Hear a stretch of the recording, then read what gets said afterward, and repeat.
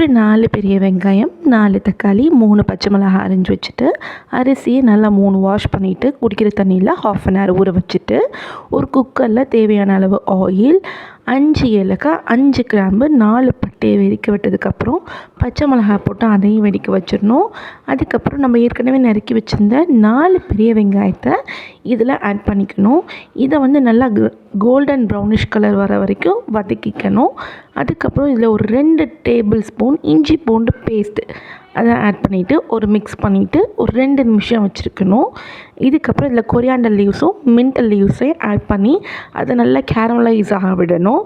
அதுக்கப்புறம் தேவையான அளவு மிளகாய்த்தூள், மஞ்சத்தூள், உப்பு, பிரியாணி மசாலா இருந்தால் ஆட் பண்ணிவிட்டு ஒரு மிக்ஸ் பண்ணிட்டு ஒரு 5 நிமிஷம் லோ ஃப்ளேமில் வச்சுருந்து இந்த மசாலாவெல்லாம் நல்லா வேக விடணும். அப்போ நல்ல ஒரு ஸ்மெல் வரும்.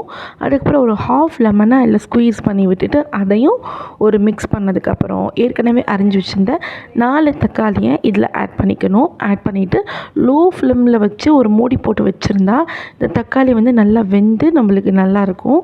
இந்த ஸ்டேஜில் நம்ம எந்த கப்பில் நம்ம அரிசியை மெஷர் பண்ணோமோ அதுக்கு 1க்கு 1.5 அளவில் ஏற்கனவே ஊற வச்சுருந்த தண்ணியை நான் இதில் ஆட் பண்ணிக்கிறேன். நான் 1 கப் அரிசிக்கு இதில் 1.5 கப் தண்ணி வந்து ஆட் பண்ணிக்கிறேன்.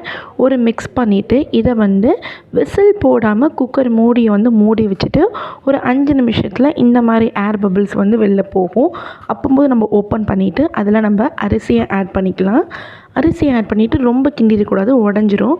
லோ ஃப்ளேமில் ஒரு விசில் போட்டால் பிரியாணி சுவையில் தக்காளி சோறு ரெடி. வாங்க சாப்பிட்லாம்.